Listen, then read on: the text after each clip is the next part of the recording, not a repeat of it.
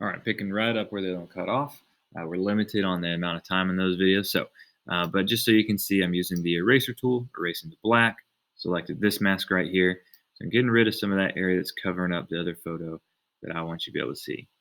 Okay, so using this right here, if I need to, it looks like, okay, I got rid of some of that shadow. So I have it set up to where it's white on the front, black in the background. So I just change between the eraser and the paintbrush.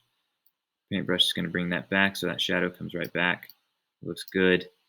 Okay, and if I notice any other edges or anything like that that are going to look better if I use a soft edge brush to extend it, which is what I'm doing right now, or a eraser to maybe clear those edges up as well. Okay, so I'm going to back out.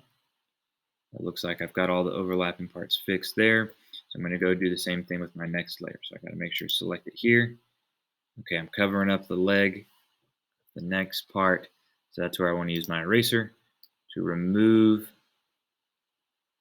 that as close as I can. Now, this was taken in a dark room with an iPhone, so we can see that it's not super high quality once we start zooming in. That's okay. Got to take what we can sometimes. All right, so now the area, there's some shadow here missing. So I'm going to go ahead and use my paintbrush, make sure it's a soft edge, which it looks like it is, and paint this out here so that shadow looks a little bit more natural. Okay, let me zoom out, make sure I didn't miss anything obvious. All right, then I go down to my next layer, the same thing here with my eraser, make sure that it's not being covered up in a place that doesn't make sense.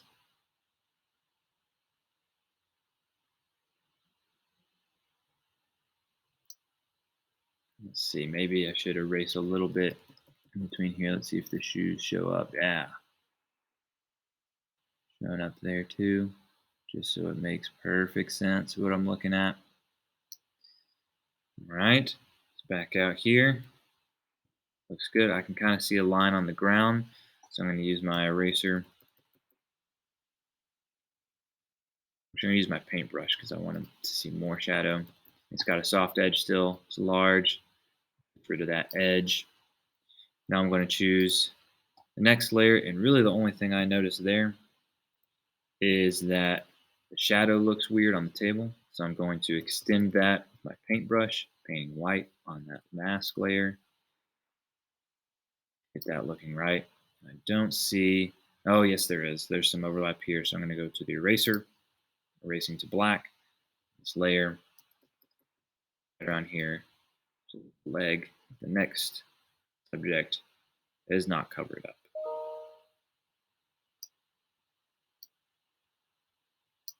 All right, and I'm going to zoom out, make sure everything looks right. It does. All right, and then there's just the finishing touches, which is, cropping down if cropping down makes sense, which I do want to for this one. Definitely not taking up the whole frame.